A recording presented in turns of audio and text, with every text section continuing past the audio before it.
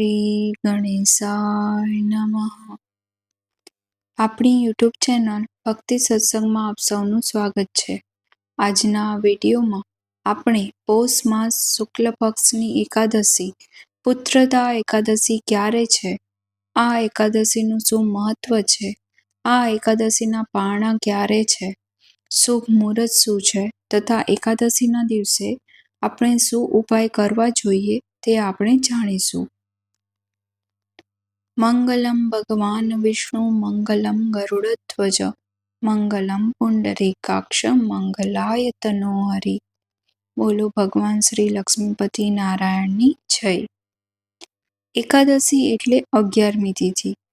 એકાદશી મહિનામાં 2 વખત આવે છે, સુદ પક્ષ અને વદ પક્ષ. બંને એકાદશીનું ઘણું મહાત્મય છે.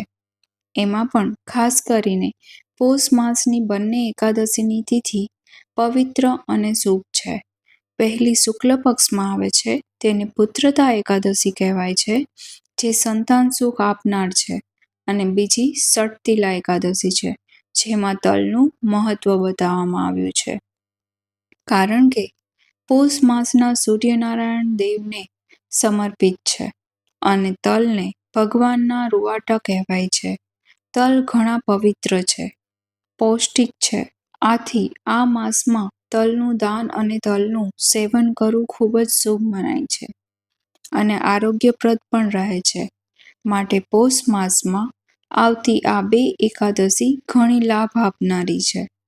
એકાદશીનું વ્રત ધર્મ, અર્થ, કામ અને અંતમાં મોક્ષ આપનારું છે.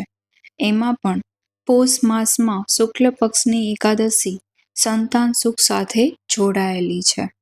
જેમ કે કોઈ પણ મનુષ્ય સંસાર માંડે એટલે સંતાન સુખની કામના આવશ્યક છે. સંતાન કે જે મોક્ષ પ્રાપ્તિ કરાવનાર હોય છે. પુત્રદા અર્થાત નામ જ સાર્થક કરે છે કે પુત્ર એટલે કે સંતાન, તેમાં દીકરો કે દીકરી બંનેનો સમાવેશ થાય છે. પુત એટલે સંતાન, ત્ર એટલે મોક્ષ આપનાર. જે પુત નામના નરકમાંથી જે મોક્ષ આપે છે તેને સંતાન કહીએ છીએ. એમ આ સંતાન સુખ આપનારી પુત્રદા એકાદશી છે. આજના દિવસે લક્ષ્મીનારાયણનું ભાવથી પ્રેમથી ભક્તો પૂજન કરે છે, મનોવાંછિત ફળની પ્રાપ્તિ કરી શકે છે, પાપોમાંથી મુક્તિ મેળવી શકે છે અને અંતે વૈકુંઠ ધામની પ્રાપ્તિ કરી શકે છે. સૌ પ્રથમ આપણે એકાદશીના મુહૂર્ત વિશે જાણી લઈએ. એકાદશીની તિથિ ક્યારે પ્રારંભ થાય છે અને પારણા ક્યારે કરવા. હિન્દુ પંચાંગ અનુસાર પુત્રદા એકાદશીની તિથિ પ્રારંભ થાય છે તારીખ 30 ડિસેમ્બર 2025 સવારે 7:50 આ તિથિ પૂર્ણ થાય છે તારીખ 31 ડિસેમ્બર 2025 વહેલી સવારે 5 કલાકે. આમ જોઈએ તો એકાદશી ઉદયા તિથિ અનુસાર રહેવાય છે. જ્યારે સૂર્યોદય થતો હોય ત્યારે એકાદશીની તિથિ હોવી જોઈએ. જે 2 દિવસોમાંથી પહેલો દિવસ એટલે કે 30 તારીખે સૂર્યોદયની તિથિ પ્રમાણે એકાદશીનું વ્રત થતું નથી, કારણ કે સૂર્યોદયની તિથિ એ દસમની તિથિ હોય છે. આથી દસમયુક્ત એકાદશી તારીખ 30 ડિસેમ્બર 2025 મંગળવારે રહેશે. આ દિવસે સાંસારિક ભક્તો વ્રત કરે છે અને સૂર્યોદયની તિથિ અનુસાર તારીખ 31 ડિસેમ્બર 2025 બુધવારે આ એકાદશીનું વ્રત આરંભ થતું નથી, પરંતુ એવું કહેવાય છે કે સૂર્યોદય અને સૂર્યાસ્તની આસપાસનો જે 1 કલાક 1.5 કલાકનો સમય છે ત્યારે પણ સૂર્યોદયની તિથિ જ મનાય છે. એટલા માટે તારીખ 31 ડિસેમ્બર 2025ના દિવસે ભાગવત એકાદશી ગણવામાં આવશે. આ દિવસે એકાદશી રાખવી શુભ મનાય છે, કારણ કે દસમની યુક્ત એકાદશી કરતાં 12સથી યુક્ત એકાદશીનું વ્રત હોય તો તે શુભ મનાય છે. અને આજે સવારે 5 વાગ્યા સુધી એકાદશીની તિથિ પડે છે. ત્યારબાદ 12સની તિથિ આરંભ થાય છે. તે પણ ભગવાન નારાયણને અત્યંત પ્રિય છે, માટે આ એકાદશીને ભાગવત એકાદશી કહેવાય છે. અને 30 તારીખે જે એકાદશી પડે છે તે સાંસારીઓ માટે સ્વાત એકાદશી કહેવાય છે. જો કે ભાગવત એકાદશી પણ સૌ કોઈ કરી શકે છે, જેવી જેની માન્યતા અને ધારણા એ રીતે વ્રત કરવું જોઈએ. હવે આપણે જાણી લઈએ એકાદશીના પારણા ક્યારે કરવા. જે ભક્તો 30 ડિસેમ્બર 2025ના દિવસે એકાદશીનું વ્રત કરશે તેઓ 31 ડિસેમ્બર 2025 બપોરે 1:30 એટલે કે 1:30 વાગ્યા પછી પારણા કરી શકે છે.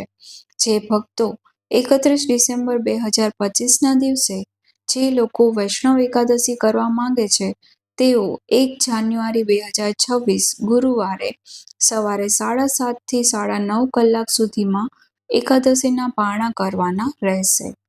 આ એકાદશીના વ્રતથી લક્ષ્મીનારાયણની કૃપા પ્રાપ્ત થાય છે, સંતાન સુખ પ્રાપ્ત થાય છે, સંતાનને લાંબુ આયુષ્ય પ્રાપ્ત થાય છે. ભગવાન નારાયણને પ્રિય એવી આ એકાદશી મોક્ષ આપનારી છે, કારણ કે સંતાન દ્વારા આપણે પિતૃતૃપ્તિ અર્થે પિંડદાન, શ્રાદ્ધ, તર્પણ કરાવીએ છીએ. જે શ્રાદ્ધ, તર્પણ, પિંડદાન કરાય છે તે બધા સંતાન જ હોય છે. તે પોતાના સ્વર્ગીય સ્વજનો, પૂર્વજો માટે આ કાર્ય કરે છે. આથી સંતાનોનું મહત્વ એટલા માટે પણ વધુ છે.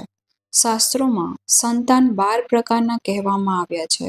તેમાં પણ 4 પ્રકારના મુખ્ય છે. તેમાં પણ જાણીએ કે સંતાનની વ્યાખ્યા શું છે. મનુસ્મૃતિમાં 12 પ્રકારના સંતાનોનું વર્ણન કરાયું છે. પહેલું, ઔરસપુત્ર અથવા ધર્મ અનુસાર જે પુરુષના સ્ત્રી સાથે લગ્ન થાય છે, જે ધર્મપત્ની કહેવાય છે, તેના દ્વારા જે સંતાનની પ્રાપ્તિ થાય છે તેને ઔરસપુત્ર કહેવાય છે. બીજું, ક્ષેત્રપુત્ર પતિના પુંસક, પાગલ, ઉન્મત્ત અથવા વ્યસની હોય તેમની આજ્ઞાથી કામવાસના રહીને પત્ની દ્વારા જે સંતાન પ્રાપ્ત થાય છે તેમને ક્ષેત્રપુત્ર કહેવાય છે. દત્તક પુત્ર જે બીજાનું સંતાન હોય, માતા પિતા બીજા હોય, અન્ય હોય અને તેને ગોદ લેવામાં આવે તો તેને દત્તક પુત્ર કહેવાય છે.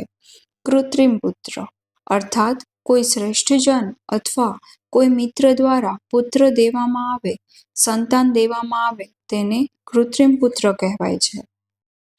ગૂઢ પુત્ર અર્થાત જેના વિષયમાં જ્ઞાન ના હોય કે તેના માતા પિતા કોણ છે અને તેને ગોદ લેવામાં આવે તેને ગૂઢ પુત્ર કહેવાય છે. અપવિત પુત્ર જે સ્વયં બહારથી જ લઈ આવવામાં આવ્યો હોય તેને અપવિત પુત્ર કહેવાય છે. કાનિમ પુત્ર જે કુંવારી કન્યાથી ઉત્પન્ન થયો હોય તેને કાનિમ પુત્ર કહેવાય છે. સગોડ પુત્ર જે ગર્ભિણી કન્યા સાથે વિવાહ કરવામાં આવ્યા હોય અને તેનાથી જે સંતાન થાય તે પુત્રને સગોડ પુત્ર કહેવાય છે.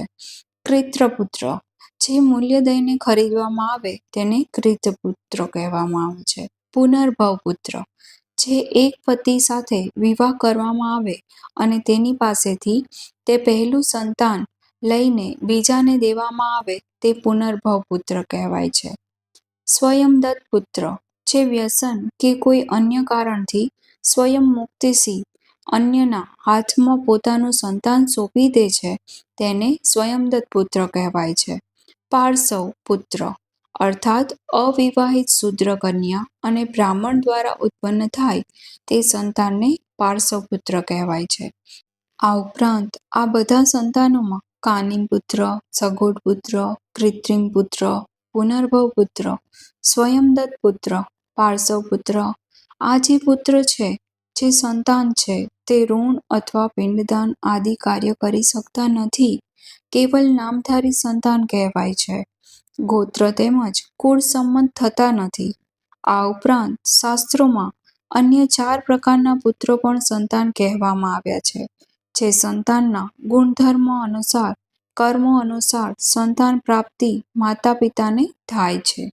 તેમાં પહેલું સંતાન ઋણાનુબંધ સંતાન, જે આપણા જન્મ પૂર્વ અર્થાત આપણે કોઈ જન્મમાં કોઈ ઋણ ચૂકવવાનું બાકી રહી ગયું હોય, ચૂકવી ન શક્યા હોય અને મૃત્યુ થઈ ગયું હોય ત્યારે તે જે વ્યક્તિ છે જેને આપણે કર્જે દેવાનું હતું તે આપણા ઘરે સંતાન બનીને આવ્યા છે અને આપણું ધન, વૈભવ, સર્વ કાર્ય બરબાદ કરે છે અથવા તો આપણું ધન ખર્ચ કરી નાખે છે, જ્યાં સુધી તેનું ઋણ ચૂકવાય નહીં.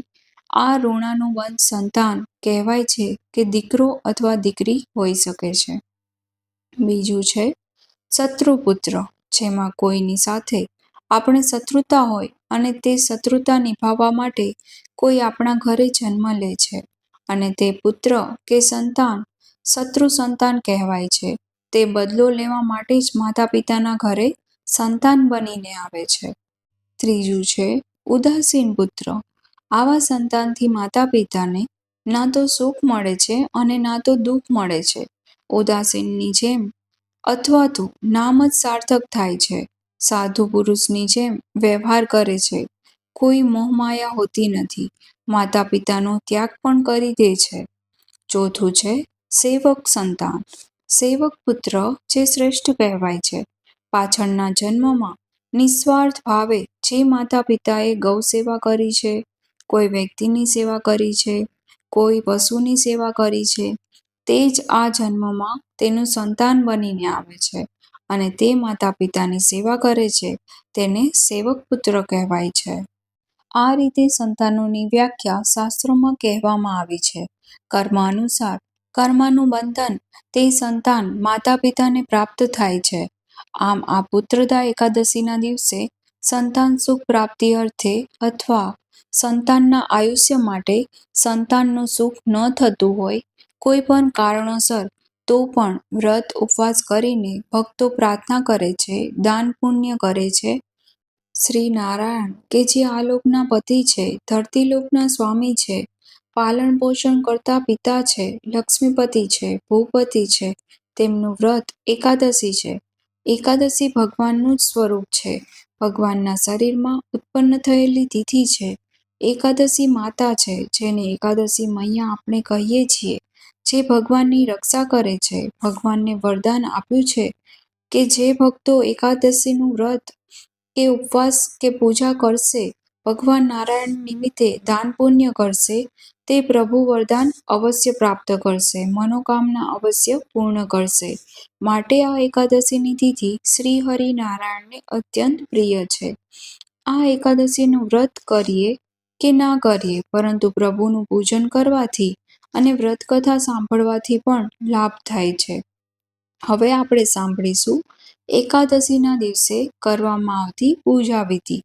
એકાદશીના દિવસે સવારે વહેલા ઉઠીને સ્નાનાદિથી પરવારીને શુદ્ધ વસ્ત્રો ધારણ કરવા જોઈએ. ભગવાન નારાયણનું મનમાં હૃદયમાં સ્મરણ કરવું જોઈએ. ત્યારબાદ આપણા ઘરના મંદિર પાસે આવીને પ્રભુની જે મૂર્તિ કે ફોટો હોય તેનું વિશેષ પૂજન થાય છે. મૂર્તિ હોય તો હંમેશા ધ્યાન રાખવું જોઈએ કે સ્નાન કરાવવું પડે છે. ગંગાજળ, દૂધ, મધ, ખાંડ આદિથી સ્નાન કરાવવું, જેને પંચ સ્નાન પણ કહેવાય છે. પંચામૃતથી સ્નાન કરાવાય છે અને પંચામૃતનો ભોગ પણ લગાવી શકાય છે. ભગવાનને સાજ શૃંગાર સજાવવા જોઈએ. જો ચિત્રજી હોય તો સાફ વસ્ત્રથી સાફ કરીને તેની પૂજા થાય છે. ભગવાન શ્રી હરિનારાયણની પૂજા જો સાદી અને સરળ રીતે કરવી હોય તો ચિત્ર અથવા ફોટો રાખવો જોઈએ અને જો મૂર્તિ રાખીએ તો નિત્ય મૂર્તિને સ્નાન કરાવવું પડે છે. આ વાતનું ધ્યાન રાખવું જોઈએ. ભગવાનને આજે તુલસી દળ શ્રી ચરણોમાં પધરાવવા જોઈએ અને પ્રાર્થના કરવી જોઈએ કે હે શ્રી હરિનારાયણ, આપ મારી પર પ્રસન્ન થાઓ. મેં આજે વ્રત રાખ્યું છે. આપ મારા વ્રતનો સંકલ્પનો સ્વીકાર કરો. આ રીતે સંકલ્પ કરીને પ્રભુને નૈવેદ્યમાં માખણ, મિશ્રી, ફળ, ફળાદિ ભોગ, સૂકો મેવો છે તેનો પ્રભુને ભોગ લગાવી શકાય છે. ધૂપ દીપ નૈવેદ્યથી આદિથી પૂજન કરવું જોઈએ અને આ વ્રત કથા અવશ્ય સાંભળવી જોઈએ. શ્રીમદ ભગવદ્ ગીતાનો પાઠ કરી શકાય છે, સાંભળી શકાય છે. શ્રીમદ ભગવદ્ ગીતા, મહાપુરાણ, વિષ્ણુ સહસ્ત્ર પાઠ પણ કરી શકાય છે. આજના દિવસે તુલસી માતાને સવાર સાંજ દીપદાન કરી પૂજા થાય છે. પૂજા માટે તુલસી પત્ર તોડી શકાય છે, પરંતુ પોતાના નિજ કાર્ય માટે તોડી શકાતા નથી. આજે પીપળાના વૃક્ષનું જળ અર્પિત કરી અને પૂજન કરવું જોઈએ, જે દેવમય છે અને જે પિતૃઓ નિમિત્તે પણ આપણે પીપળાના વૃક્ષની પ્રદક્ષિણા કરીને જળ અર્પિત કરતા રહીએ છીએ. આથી પુત્રદા એકાદશીમાં પીપળાના વૃક્ષનું પૂજન અવશ્ય કરવું, પિતૃઓનું સ્મરણ અવશ્ય કરવું, કારણ કે આપણે પણ કોઈ અને કોઈના સંતાન છીએ. માટે તે સંતાનોની ફરજ કે દેવંગત ગયેલા પિતૃ શાંતિ અર્થે, મોક્ષ અર્થે પ્રભુને પ્રાર્થના કરે. આજે ગાય માતાની સેવા કરવી, પશુ પક્ષીને દાણા ચણની વ્યવસ્થા કરવી, જરૂરિયાતમંદને દાન પુણ્ય કરવું, અન્ન જળ વસ્ત્ર ધન જે કંઈ આપણે દાન કરી શકીએ છીએ, ફૂલ નહીં તો ફૂલની પાકડીના રૂપે દાન પુણ્ય અવશ્ય કરવું. એકાદશીનું વ્રત એવું છે કે જો આપણા ઘરમાં સૂતક હોય, કોઈનું મૃત્યુ અથવા જન્મ થયો હોય તો પણ વ્રત થાય, પૂજા ન થાય. એકાદશીના દિવસે જે બહેનો માસિક ધર્મમાં છે તેઓ પણ આ વ્રત કરી શકે છે, પરંતુ 5મા દિવસે પૂજા કરી શકે છે. એકાદશીનું વ્રત કેવી રીતે કરવું તે પણ આપણે જાણી લઈએ. એકાદશીનું વ્રત 3 પ્રકારે થાય છે. નકોરડા, જેમાં જલ પણ ગ્રહણ થતું નથી. ઉપવાસ, જેમાં ચા, દૂધ, કોફી, ફળ ફળાદી લઈ શકાય છે. જો એકાદશીનું વ્રત થઈ શકતું ન હોય, શરીર અશક્ત હોય છતાં પણ વ્રત કરવું છે, તો એક ટાઈમ ભોજન લઈને કરી શકાય છે. સાત્વિક ભોજન લઈ શકાય છે, જેમાં રાંધેલા ભાત, લસણ, ડુંગળીનો ત્યાગ કરવો. એકાદશીનું વ્રત નાના બાળકોથી લઈને વૃદ્ધો સુધી સૌ કોઈ કરી શકે છે. અને જો એકાદશીનું વ્રત ના કરવું હોય અથવા ના થઈ શકતું હોય તો પણ મનમાં ક્લેશ ન કરવો, માત્ર પ્રભુનું નામ સંકીર્તન કરવું અને ઘરમાં પ્રભુનું જે સ્વરૂપ બિરાજમાન હોય તેની સેવા પૂજા કરી લેવી. એકાદશીના દિવસે વ્રત કરવું કે ના કરવું તે ખુદનો સંકલ્પ હોય છે. આપણું શરીર સાથ આપે તો વ્રત કરવું, નહીંતર કોઈ દોષ લાગતો નથી. વ્રત ઉપવાસ આપણે આપણી ખુશીથી કરીએ છીએ, દાન પુણ્ય પણ આપણે ખુશીથી કરીએ છીએ. પ્રભુએ આપ્યું છે તો હું આપું, તેમાં કોઈ બળજબરી નથી. મનથી, હૃદયથી, ભાવથી, પ્રેમથી જો પ્રભુનું નામ જપ કરી લઈએ તો પણ પ્રભુના પુણ્ય ભાગી બની જઈએ છીએ. માત્ર આપણે કોઈના જીવનમાં આડું ન આવવું જોઈએ, કોઈને દુઃખ ન પહોંચાડવું જોઈએ અને કોઈની પ્રગતિથી આપણે આપણી આંખમાં ઝેર લઈ આવવાનું નથી. જે કોઈ પણ કાંઈ કર્મ કરે છે તે પોતાના નસીબ અનુસાર કર્મ કરે છે. આપણે પણ સારું કરીએ એવા ભાવ સાથે આપણે વ્યવહાર રાખવો જોઈએ અને કોઈની નિંદા કોથલી ના કરવી. આમ કરવાથી પણ પુણ્યના ભાગી બની જઈએ છીએ. શ્રી કૃષ્ણ ગોવિંદ હરે મુરારી, હે નાથ નારાયણ વાસુદેવા, વટસ્ય પત્રસ્ય પુટે શયાનમ, બાલમુકુંદ મનસા સ્મરણામિ. બોલો જગદગુરુ ભગવાન શ્રી કૃષ્ણની જય. આપ સર્વને પુત્રદા એકાદશીની હાર્દિક શુભકામના. જય માતાજી, જય શ્રી કૃષ્ણ.